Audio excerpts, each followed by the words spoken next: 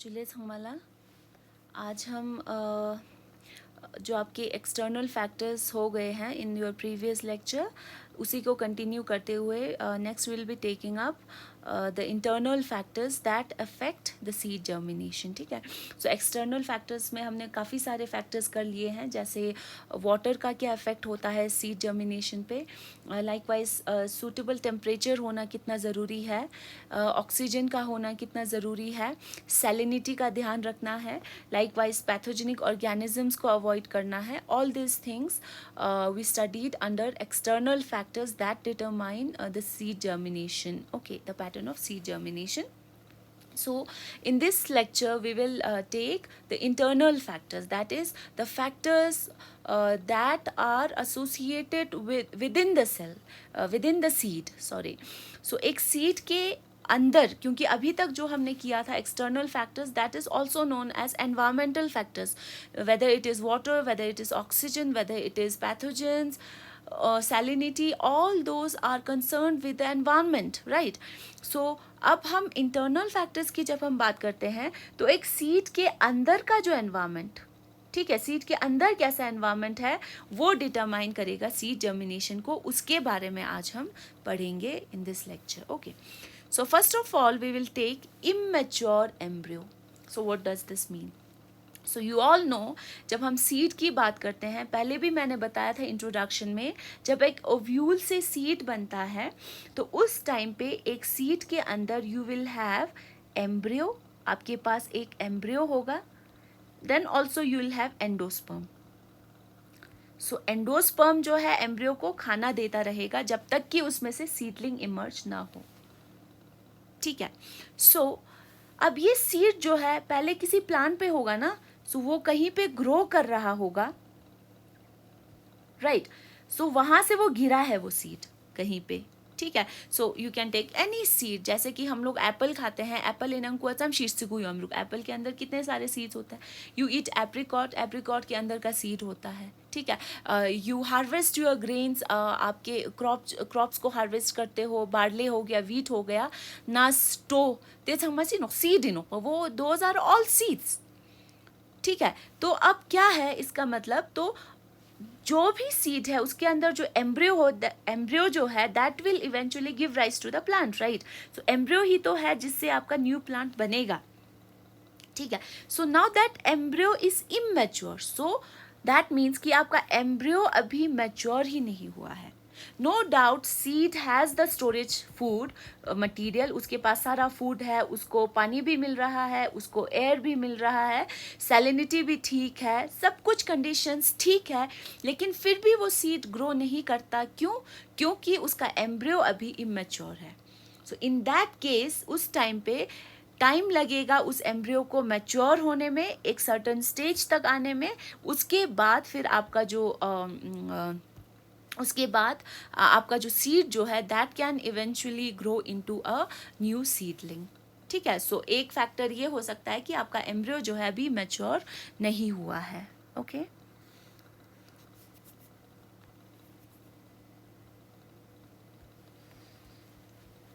Okay, then we have second factor, that is insufficient hormones. So you know about many hormones, जैसे human में भी बहुत सारे hormones होते हैं, उसी तरह से प्लांट्स को भी बहुत सारे हार्मोन्स की ज़रूरत पड़ती है, बहुत सारे एंजाइम्स की ज़रूरत पड़ती है. एक सेल जो है फंक्शन करे, इसलिए हर तरह के हार्मोन्स, जैसे कि आपके जिबलिन हो गया, आपका ऑक्सिन, साइटोकाइनिन, ठीक है, ethylene, all those growth promoters, या जिसको आप हार्मोन्स, प्लांट हार्मोन्स कहते हो, उन हार्मोन्स का भी होना बहुत इम्पॉर्टेंट होता है. फॉर एग्जाम्पल आपने एक हार्मोन के बारे में पढ़ा होगा, that is known as gibberellic acid, gibberellins. ठीक है. So gibberellic acid help a lot in breaking seed dormancy. So कोई भी सीड अगर डॉर्मेंट पड़ा हुआ है, वो जर्मिनेट नहीं कर रहा है, तो उस टाइम पे जिबर्लिक एसिड अगर आप उस पर डालते हो, so in that case this is a hormone, this is a growth promoter hormone.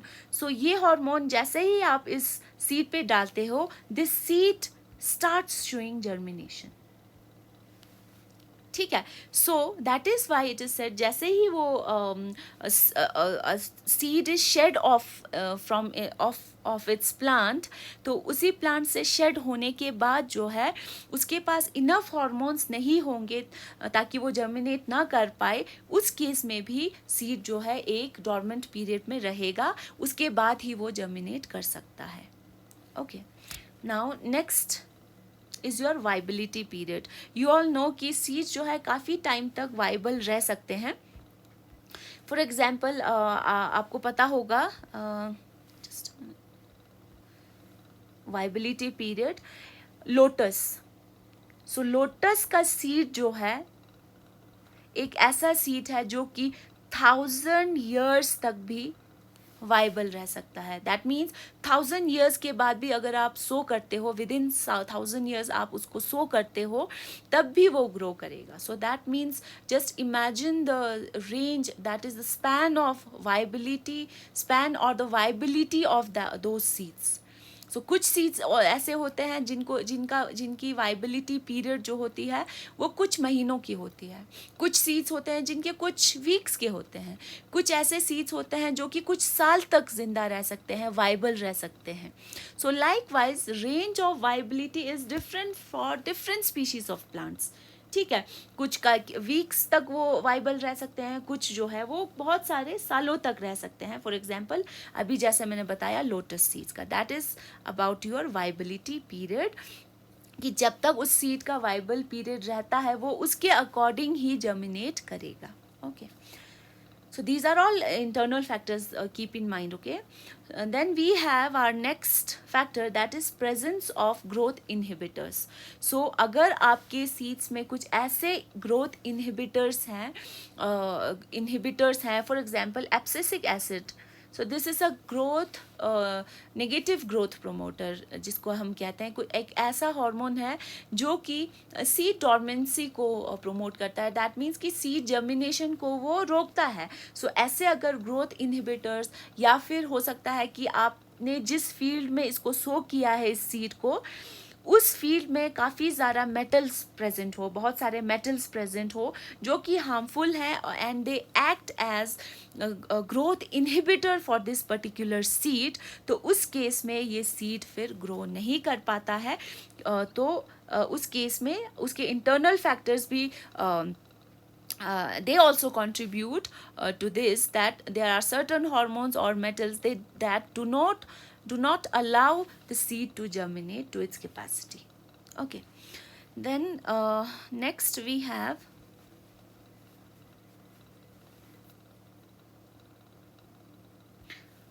hard seed coat.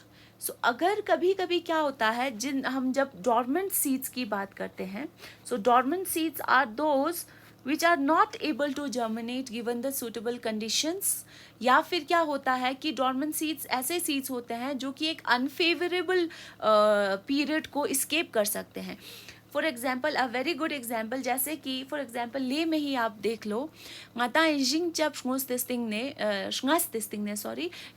Testing ने ngata फुकमा अलग चुस्ते, नासपो अलग चुस्ते, नासपो ngata सेप्टेम्बर अक्टोबर गुने ना ngatang rai थेंते बोरानो बुरी गुने ना या बांगे ना कारोय ना नास संगा थेंते बोरानो.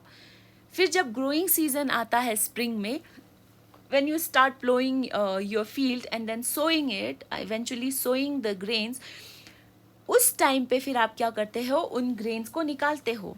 तेने आता है सोचो आधा चौमित फ्रॉम सेप्टेम्बर आता है, सेप्टेम्बर है ना अगर हार्वेस्ट जोस्ते उतना सेप्टेम्बर ना ngata harvest chusto na tes ne ngata store chuste ngata March April May na mane ngata jingta ba metna. For example chana izam shi period po na khete na seeds kun chilustano dormant chilustano dormant. So that means कि ngata nas gun ngata bangai na khete na chi nas gun keste yong do ate na germination charwa chamiruk charwa, because chinok zana ते period po ngata, the period of October, November, December, January, February, we experience so much cold. We live in a -degree temperature. So ते time में का ngata temperature वो इसम कम योत क्या ngati ladak से नंगा कि ते time में का seed ची grow जो चेस पो माने favorable मानो या ngata grow जो नंग स्केचेंग मानो. So to escape that unfavourable period, so एक अनफेवरेबल पीरियड को escape करने के लिए seeds can undergo dormancy. Hagwamago. So that is called as dormancy, or dormancy period also you can call it. Dormancy period. ठीक है. So under unfavorable conditions. Unfavorable conditions. ठीक है. So तो और जब हम coming back to the topic, internal factors में जब हम हार्ड सीड कॉर्ड की बात करते हैं, दैट मीन्स कि आपके सीड का जो आउटर जो सीड कोट है वो इतना हार्ड हो चुका है जिसकी वजह से आपका सीड जो है डॉर्मेंट पड़ा हुआ है. दैट मीन्स आपका जो सीड कोट है that has become very hard. ठीक है. तो उसके लिए आप क्या कर सकते हो, उसके लिए आप उसको पानी डाल सकते हो, उसको मॉइस्ट कर सकते हो, उस पर जिबरलिक एसिड डाल सकते हो. All those methods can be use to break the seed dormancy और to remove the hard seed coat और to moisten the seed coat so that seed can be exposed. ठीक है. Okay, then we have our last factor in the internal factors, that is deficiency of food, minerals and enzymes. तो कभी कभी ऐसा भी हो सकता है जो आपका सीड है, जो भी आप सो कर रहे हो, उसमें इनफ फूड मटेरियल प्रेजेंट नहीं है, आपके पास खाना इनफ नहीं है सो दैट आपका एम्ब्रियो ग्रो हो सके, या फिर मिनरल्स कम है, या फिर एंजाइम्स कम है जिसकी वजह से आपका एम्ब्रियो जो है वो ग्रो नहीं हो पा रहा है, उसमें से शूट नहीं निकल पा रहा है, उसमें से प्लूम्यूल नहीं निकल पा रहा है, उसमें से रेडिकल नहीं निकल पा रहा है. ये प्लूम्यूल और रेडिकल मैं रिपीट कर रही हूँ क्योंकि plumule will give rise to your shoot system and then radicle will give rise to your roots. ठीक है. सो ये मेरिस्टम्स जो है ये मैंने प्रीवियस लेक्चर में भी आपको बताया था, इसीलिए मैंने रिपीट कर दिया यहाँ पे. सो अगर इन फूड की कमी हो, खाने की कमी हो, मिनरल्स की कमी हो, एंजाइम्स की कमी हो, उस टाइम पे भी आपका सीड जो है वो प्रॉपरली जर्मिनेट नहीं कर पाएगा. So with this we finish with our factors that determine seed germination, that affect seed germination. तो बहुत सारे आपने फैक्टर्स देख लिए. In the internal factors immature embryo हो गया आपका, सफिशिएंट हार्मोन्स नहीं है, वाइबिलिटी पीरियड है, ग्रोथ इनहिबिटर्स के प्रेजेंस में वो ग्रो जर्मिनेट नहीं कर पाता है, हार्ड सीड कोट की वजह से नहीं कर पाता है जर्मिनेट, या deficiency of adequate amount of food, mineral, enzymes नहीं है इसलिए वो जर्मिनेट नहीं कर पा रहा है. सो इसके अलावा आपने एक्सटर्नल फैक्टर्स भी पढ़े हैं.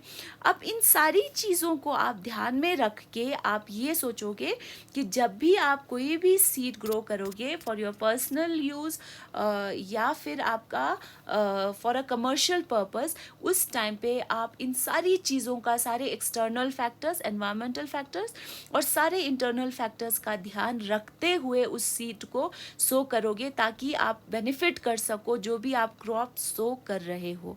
ठीक है. ओके.